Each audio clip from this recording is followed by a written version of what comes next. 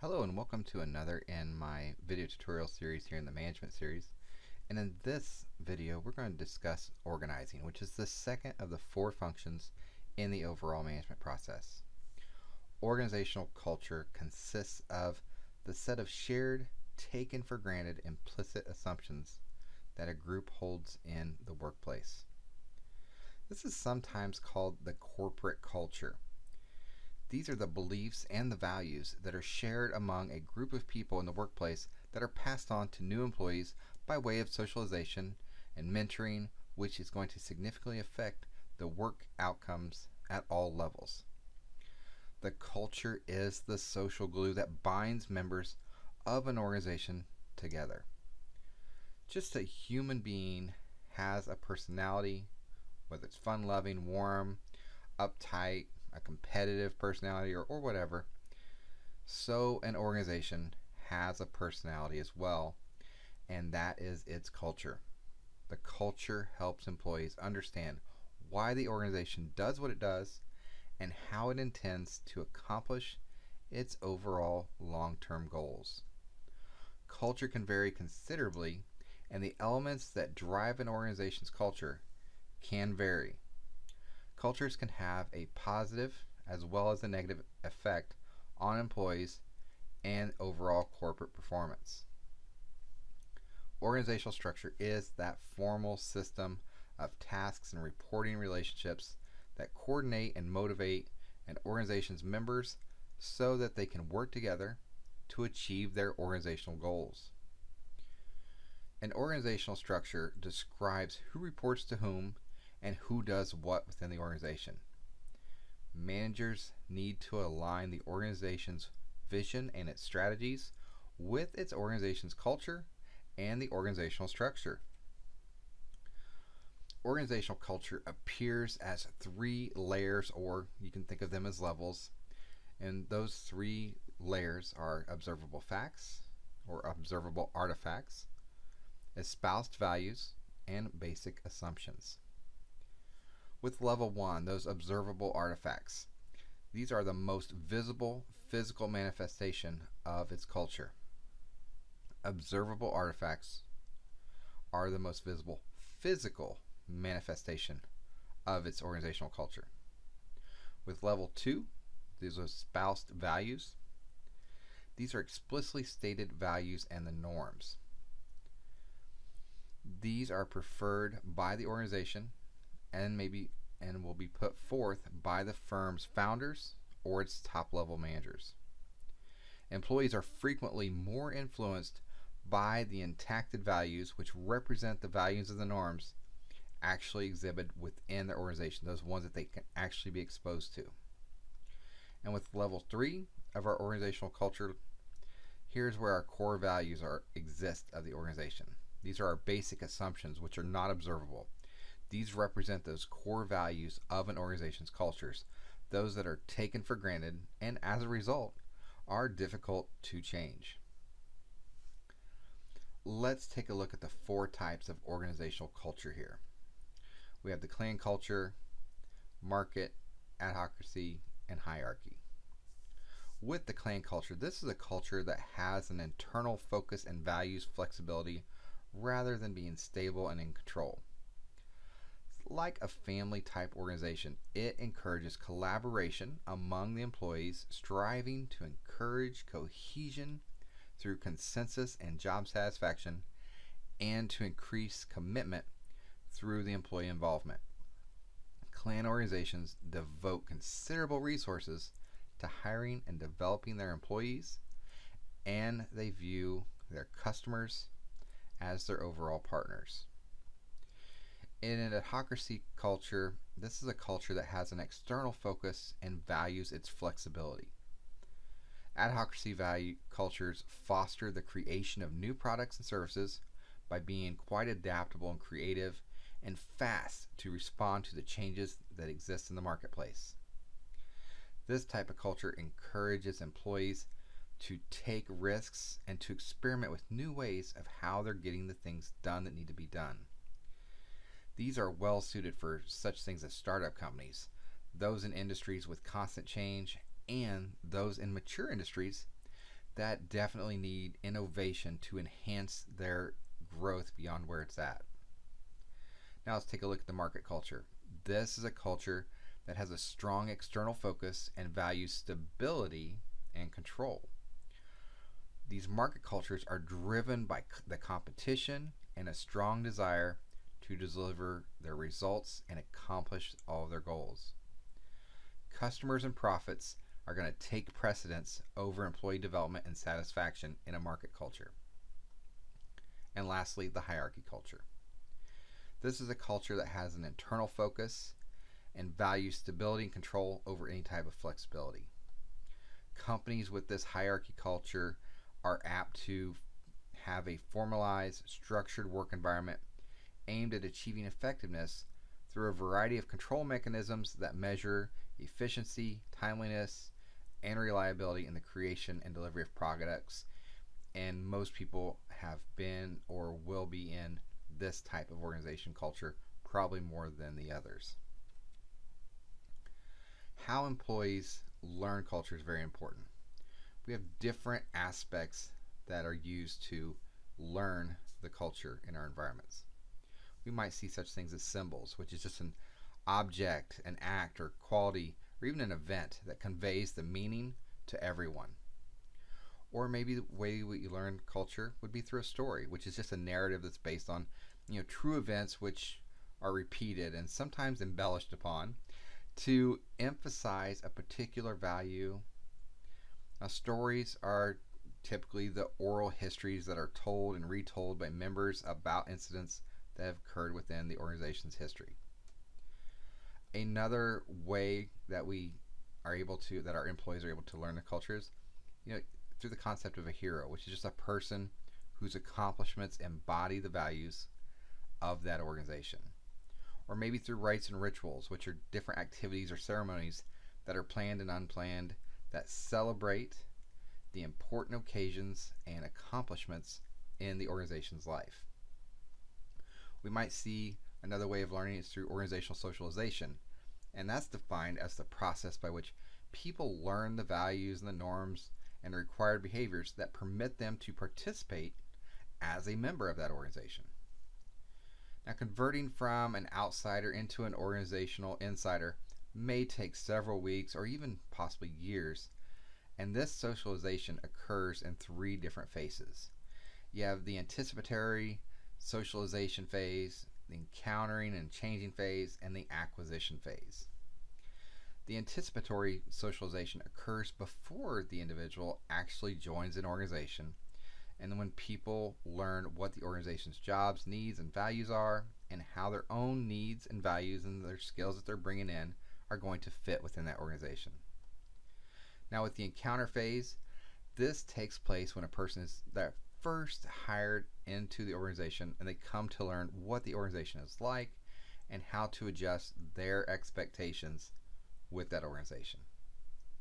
And lastly, the change and acquisition phase comes about once the employee understands their work role and how they must master the necessary skills and tasks and to learn to adjust to that work group's own values and norms.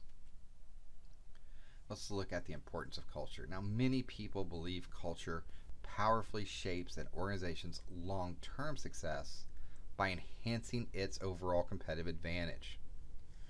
Research on the importance of culture shows that an organization's culture matters and it can be a source of competitive advantage. Employees have more positive work attitudes when working in an organization with clan cultures.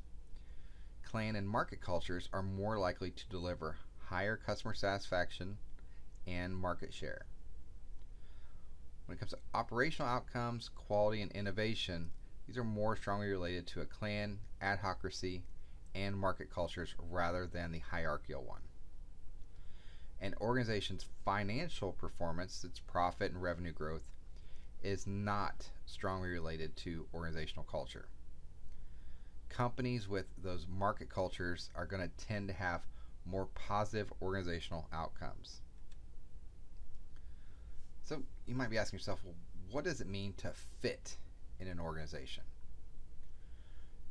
Persons organizational fit or a personal organizational fit, this reflects the extent to which your personality and your values match the climate and the culture in an organization. A good fit of this kind is important because it is associated with more positive work attitudes and task performance, lower stress, and fewer expressions of intent to quit the organization. How well an applicant will fit in with the institution's organizational culture is considered a very high priority by many interviewers.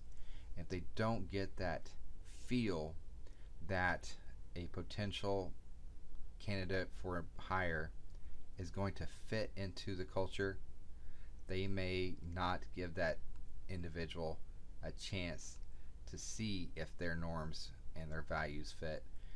And sometimes it just depends if how many people you've gone through and you start seeing these characteristics during the interview process and the people that you've seen that didn't fit in the organization, that this comes to light. Changing organizational culture is a teaching process in which organizational members teach each other about the organization's preferred values, beliefs, expectations, and behaviors. The process is accomplished by using one or more of the following mechanisms that I'll go over now. Formal statements. Organizations can embed a preferred culture through its formal statements made about organizational philosophy, its organizational mission and vision, and their values, as well as materials that are used in the recruiting, selecting, and socializing of employees. We also have slogans and sayings. This is that desired corporate culture and how that can be expressed in its language that's used, its slogans that they're using, various sayings, and of course the endless amount of acronyms that are used in organizations. We also have rites and rituals. These are both planned and unplanned activities and ceremonies that are used to celebrate important events or achievements, and this is how they can embed a culture. We also have stories, legends, even myths about the organization. These are just narratives about an actual event that happened within the organization that helps to symbolize its vision and its values to its employees. We also have how the leaders react to crises. These are how top leaders respond to critical incidents and organizational crises and how that sends its cultural message to everyone. We can see role modeling, training, and coaching. These are structured training that are put in place and they can provide an in-depth introduction into organizational values. We also see this through physical design. An organization's office layout can send a strong message about a firm's culture. You might see cubicles that are put up in place. People might have individual offices, or it may be an open, flat concept where everyone can see everyone. There's no blockage between employees. There are lots of different physical designs that you will come across. We also see rewards, titles, promotions, and bonuses. With this, what an organization rewards is one of the strongest ways to embed an organizational culture.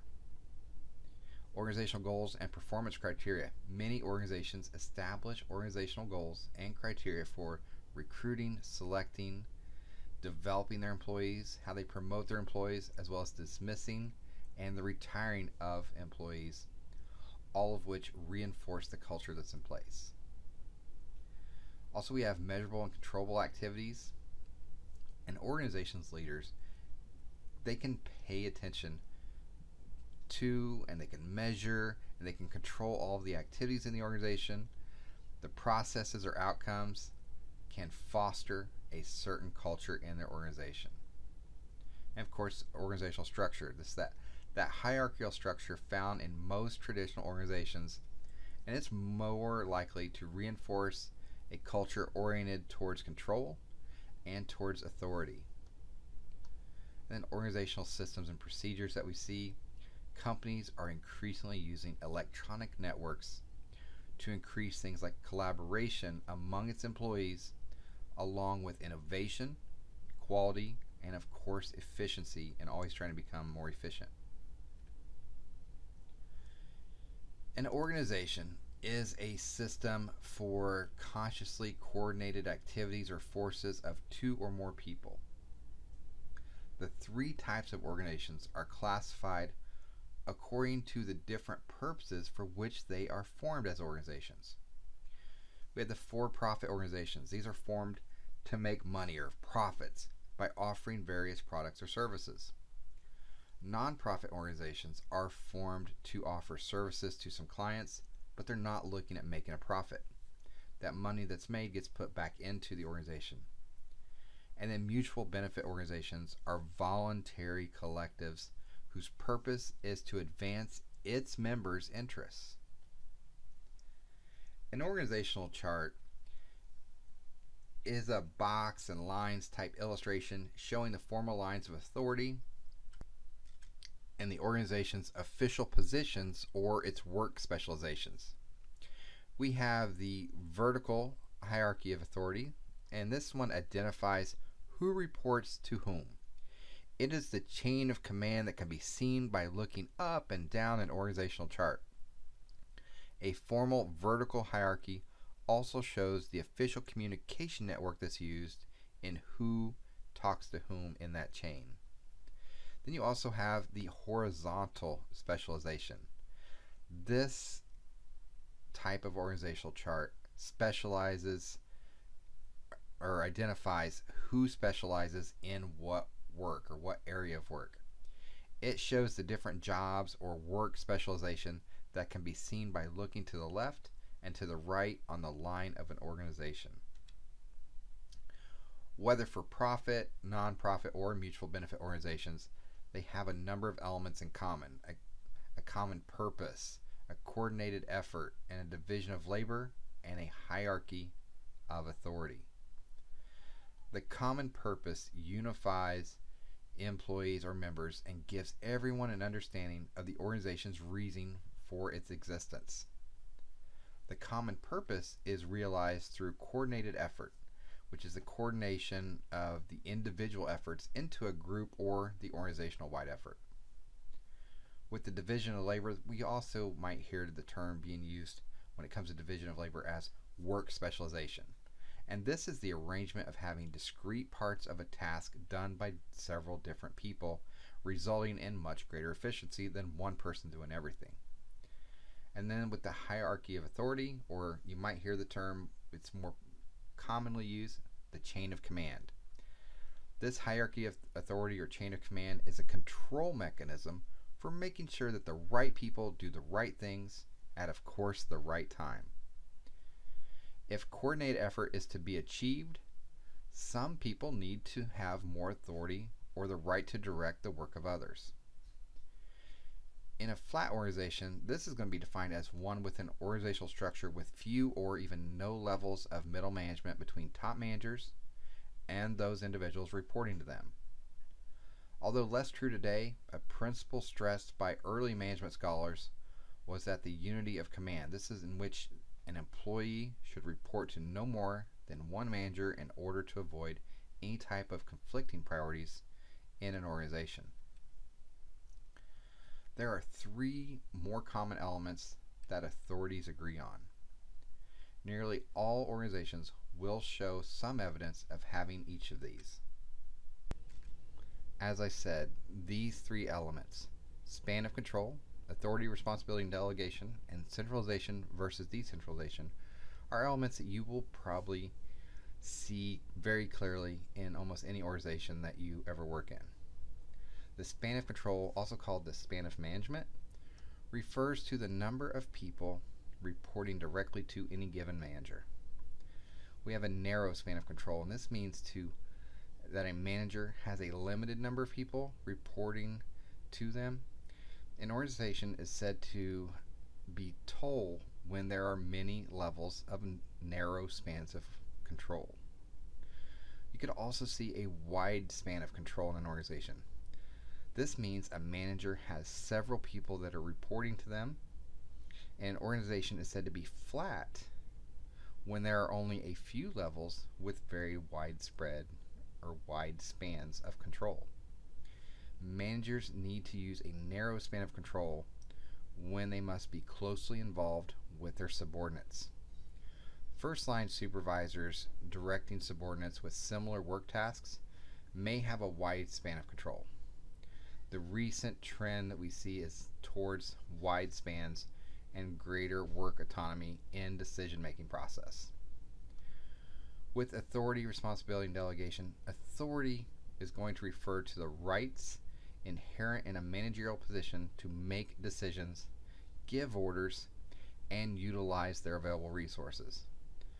Authority is distinguished, or we should be able to easily distinguish this from another term, that of being power.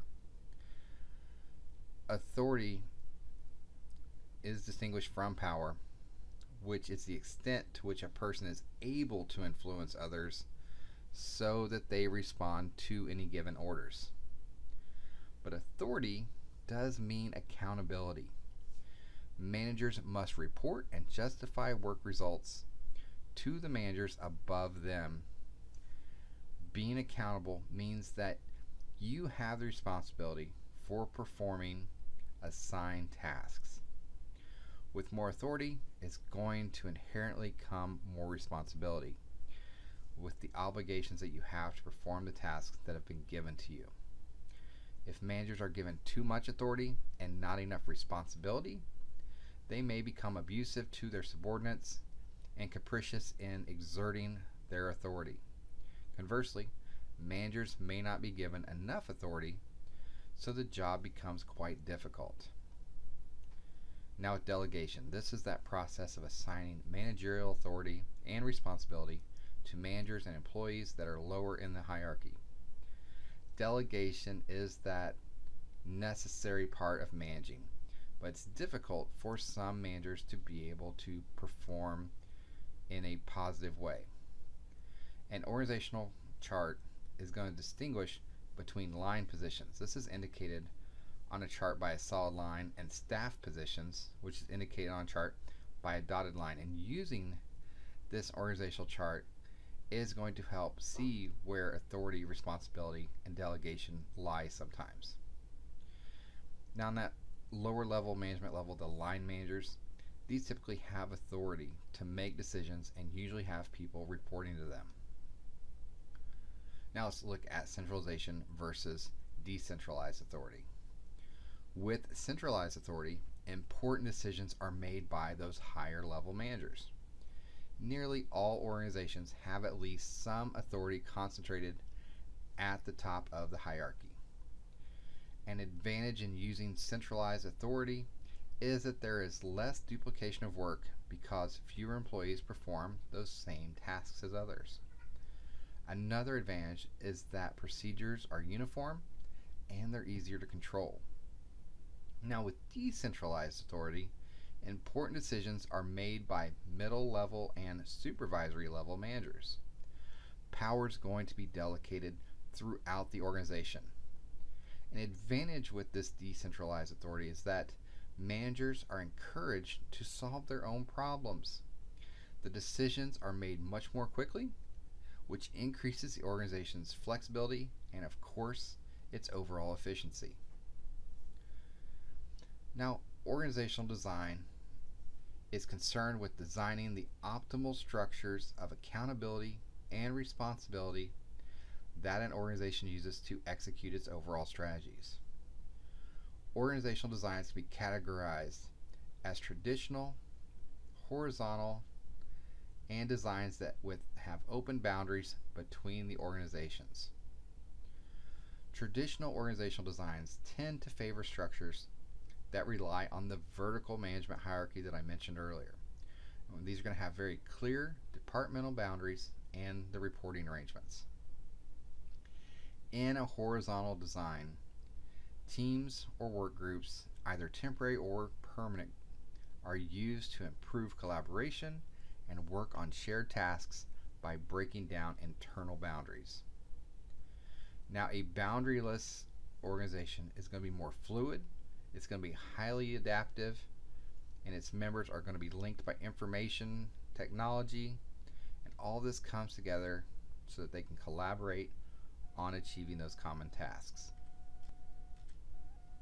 When managers are considering what organizational arrangements to choose from, such factors as stages of development are among the factors or the contingencies that they must consider. The process of fitting the organization to its environment is called contingency design.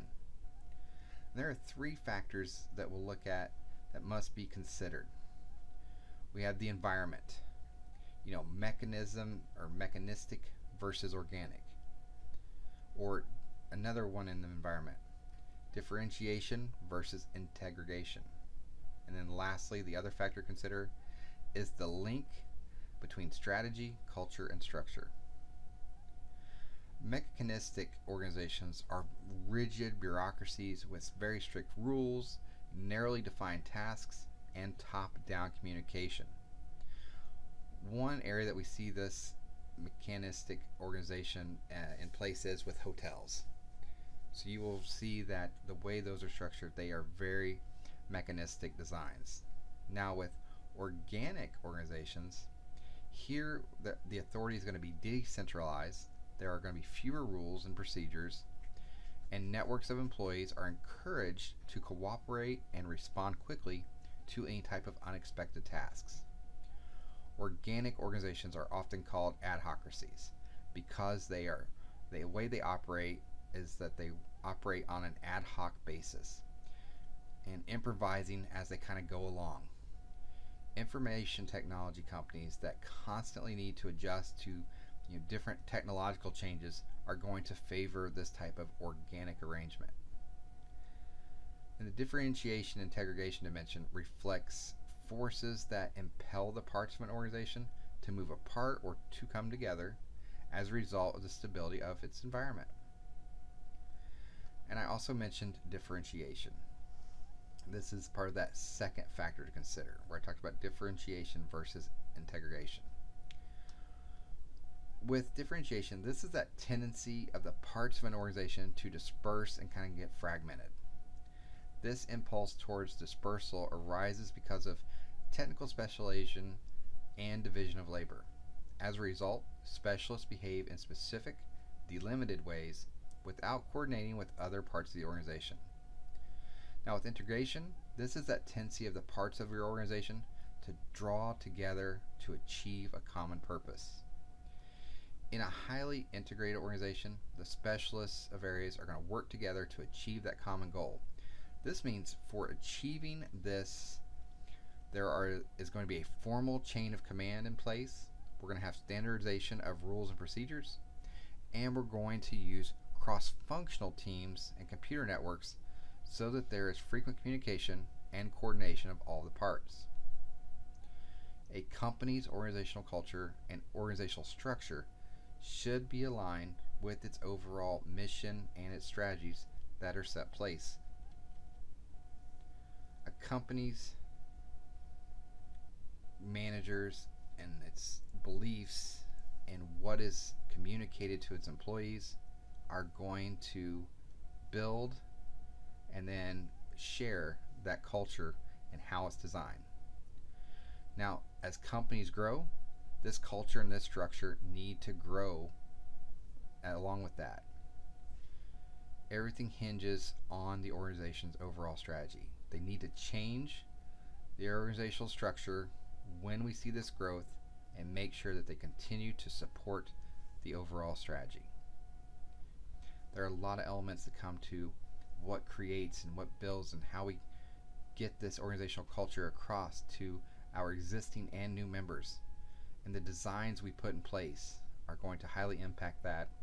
And as we know from previous discussions, when we put the right people in place and we have this right culture in place, our company is going to have a competitive advantage.